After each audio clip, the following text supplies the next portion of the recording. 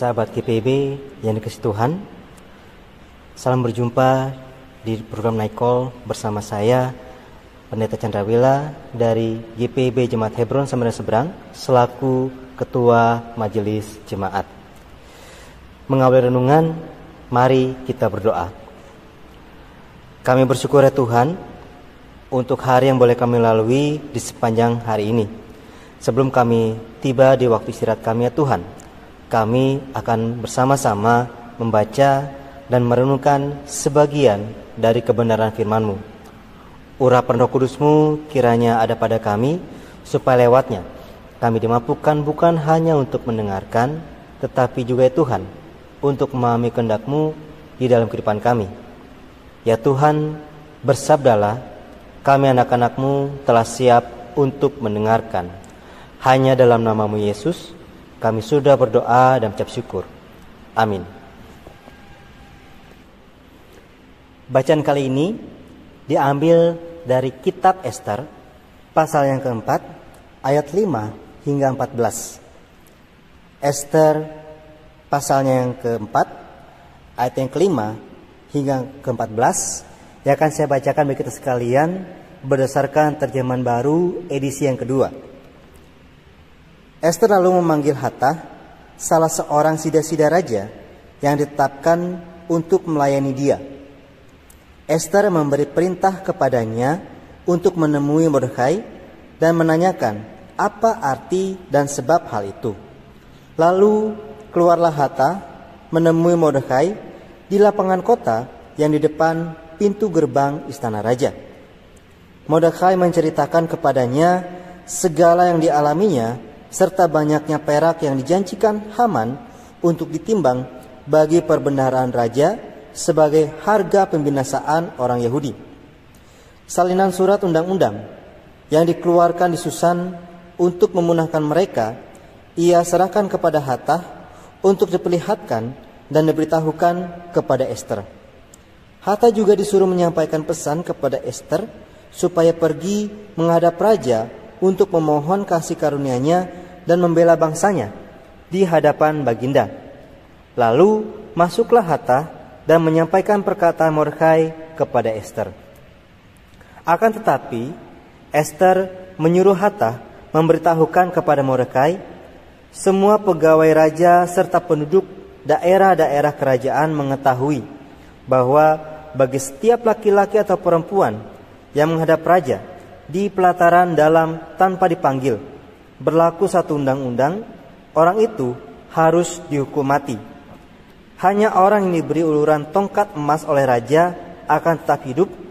Padahal selama 30 hari ini aku tidak dipanggil menghadap raja. Ketika perkataan Ester disampaikan kepada Mordekai, Mordekai menyampaikan jawaban ini kepada Ester. Jangan kira karena engkau di istana raja, hanya engkau dari antara semua orang Yahudi yang akan terluput.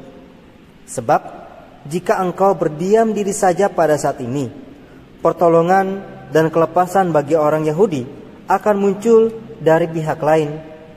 Tetapi engkau dan kaum keluargamu akan binasa.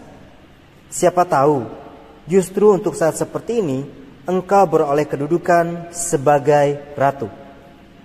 Demikianlah bacaan firman Tuhan. Kitab Ester berlatar belakang di kerajaan Persia, wilayah Persia, tepatnya di wilayah ibu kotanya yang disebut dengan Susan. Dan tokoh utamanya, sebagaimana disebutkan dengan nama kitabnya, adalah seorang Yahudi bernama Ester yang kemudian diangkat menjadi ratu, menggantikan ratu yang sebelumnya. Di saat itu terjadi sebuah persoalan yang serius di Susan, khususnya bagi bangsa Yahudi. Persoalan tersebut dikatakan serius karena nyawa dari bangsa Yahudi, orang-orang Yahudi dipertaruhkan. Dan rupanya walaupun memiliki kedudukan sebagai ratu, Ester pun tidak terlepas dari persoalan ini. Itulah gambaran yang kita dapatkan seperti yang disampaikan dalam ayat 13 hingga ayat yang ke-14. Lantas menanggapi persoalan ini, apa yang bisa dilakukan oleh bangsa Yahudi saat itu? Mari kita melihat bahwa posisi bangsa Yahudi pada saat itu hanya sebagai warga biasa dan terlebih sebagai warga jajahan, maka tidak banyak yang bisa mereka lakukan untuk mengatasi persoalan tersebut. Selanjutnya, di antara orang-orang Yahudi tersebut ada seorang disebut dalam bacaan kita kali ini yang namanya Mordekai. Ya, Mordekai ini memang sama seperti warga umumnya masyarakat Yahudi, dia pun adalah warga biasa, bahkan warga jajahan. Akan tetapi, dia punya hubungan kekerabatan dengan pihak istana. Dalam hal ini, dia punya hubungan kekeluargaan dengan Ester, yang saat itu sudah menjadi seorang ratu.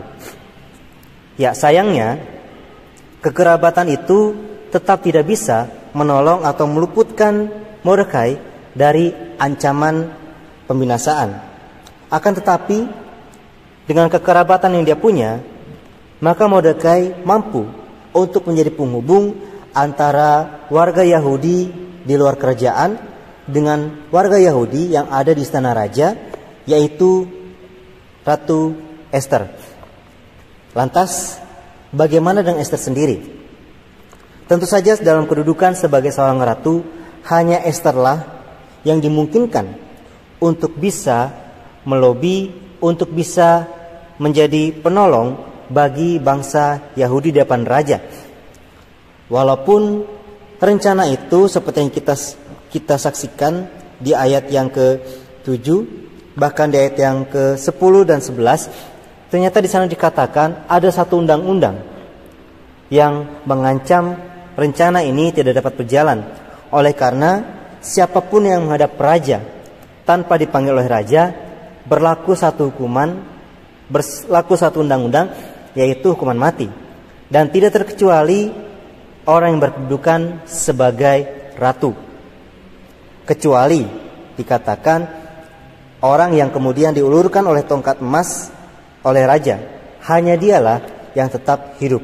Dan selama 30 hari Ester berada di istana raja, ternyata raja tidak pernah memanggil sekalipun Ester untuk menghadapnya. Tentu hal ini menjadi kebimbangan, tentu hal ini menjadi pergumulan.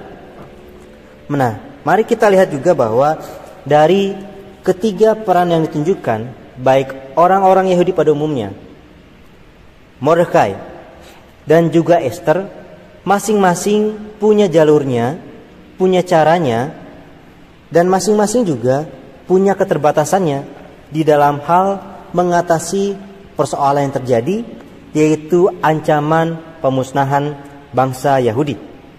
Akan tetapi, kalau kita lanjutkan bacaannya, khususnya ayat 15 dan seterusnya, di sana akan kita temukan bahwa Ester kemudian meminta bantuan dari Mordekai supaya seluruh rakyat Yahudi pada saat itu melakukan yang namanya doa dan puasa.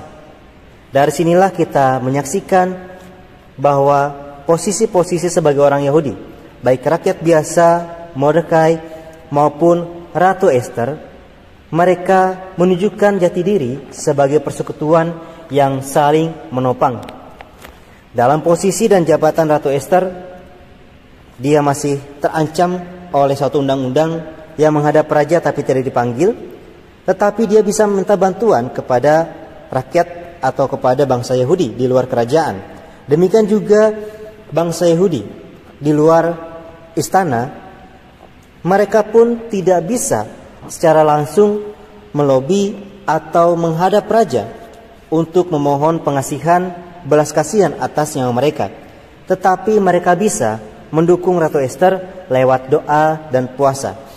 Singkat perjalanan kemudian, di akhir cerita kita temukan bahwa ketika masyarakat Yahudi saat itu mampu menjadi persekutuan yang saling menopang, pada akhirnya pemusnahan bangsa Yahudi tidak jadi dilaksanakan, dibatalkan. Bahkan kepada Mordekai kepada Ester, bahkan kepada bangsa Yahudi pada umumnya saat itu, diberikan undang-undang yang menguntungkan mereka, yang menguntungkan masyarakat Yahudi saat itu juga. Nah, saudaraku, saat ini mungkin kita tidak menghadapi persoalan seperti yang dihadapi oleh bangsa Yahudi pada saat itu. Seperti misalnya katakanlah nyawa yang terancam. Tetapi persekutuan yang saling menopang itu adalah persekutuan yang kita butuhkan. Bahkan sebagai orang percaya, sebagai persekutuan umat Tuhan, persekutuan saling menopang seharusnya sudah menjadi gaya hidup dari kita. Contohnya saja, ketika kita, saudara dan saya, kemudian mengalami sakit penyakit oleh karena virus atau karena hal yang lain, maka kesembuhan itu baru bisa kita dapatkan kalau misalnya kita pergi konsultasi dengan tenaga medis, makan dan minum secara teratur, bahkan mungkin juga bukan hanya makan minum tapi istirahat, konsumsi obat, bahkan juga tidak terlepas perawatan dari orang-orang yang dipercayakan, baik itu tenaga medis, perawat dalam hal ini, atau bahkan mungkin juga keluarga dan orang-orang terdekat lainnya. Kesembuhan hanya bisa kita dapatkan ketika terjadi saling menopang antara satu dengan yang lainnya. Ya, contohnya lagi persoalan ekonomi. Tidak semua dari kita bisa menghasilkan uang dengan usaha sendiri. Kebanyakan dari kita mendapatkan dukungan ekonomi lewat bekerja bersama dengan pihak lain, atau mungkin bekerja pada pihak yang lain. Dari situ kemudian kita mendapatkan upah untuk mendukung kehidupan perekonomian kita. Itu adalah beberapa contoh bahwa setiap persoalan dalam kehidupan kita tidak selalu bisa diselesaikan oleh diri kita sendiri, baik oleh kekuatan, kecerdasan, atau apapun yang kita punya. Seringkali persoalan dalam kehidupan ini diselesaikan ketika kita mampu bekerja sama, ketika ada topangan dari yang lainnya. Belajar dari firman Tuhan bahwa mereka yang punya jabatan tinggi ataupun jabatan rendah, mereka yang disebut sebagai pemimpin ataupun rakyat, mereka butuh untuk saling menopang, mereka butuh untuk ditopang oleh sesamanya. Maka mari kita pun di masa sekarang ini kita melakukan apa yang telah dilakukan umat pilihan Tuhan pada saat itu, yaitu menjadi persekutuan yang saling menopang. Mari kita ingat juga bahwa roda kehidupan ini berputar. Tidak selalu kita ada di posisi yang paling baik. Tidak selalu juga kita bersama-sama ada di posisi yang buruk. Ada saatnya kita bergilir berganti. Dan di saat itulah, ketika kita dalam kondisi yang baik, mari kita memberikan topangan bagi mereka yang butuhkan. Karena dengan memberikan topangan kepada mereka di saat ini, itu sama saja dengan kita menopang diri kita nantinya di waktu yang akan datang di masa depan. Maka biarlah lewat firman Tuhan kali ini kita sungguh-sungguh mampu untuk melaksanakan pribadi-pribadi sebagai persekutuan yang saling menopang. Tuhan berkati firman-Nya bagi kita sekalian. Amin. Saudara-saudaraku, menutup renungan ini, mari bersama kita menaikkan doa syukur. Kita berdoa. Kami bersyukur ya Tuhan untuk sapaan firman-Mu yang boleh kami dengarkan dan renungkan bersama di malam hari ini. Biarlah firman-Mu itu dapat tersimpan dengan baik di hati dan pikiran kami, serta mampukanlah kami ya Tuhan dengan kuasa Roh Kudus-Mu untuk kami dapat menjadi pelaku-pelaku firman-Mu. Dan kami juga mohon ya Tuhan, kiranya firman-Mu itu juga dapat menjadi penguatan dan pedoman di dalam kami menjalani kehidupan ini. Dalam nama Yesus kami sudah berdoa dan mengucap syukur. Amin. Demikian sahabat GPIB, sebuah renungan dengan judul persekutuan yang saling menopang. Semoga renungan malam hari ini membawa kesegaran iman bagi kita sekalian. Damai sejahtera bagi saudara dan keluarga. Salam dari saya, Pendeta Chandrawila dari GPIB Jemaat Hebron Sambar dan Seberang. Tuhan Yesus memberkati. Dah.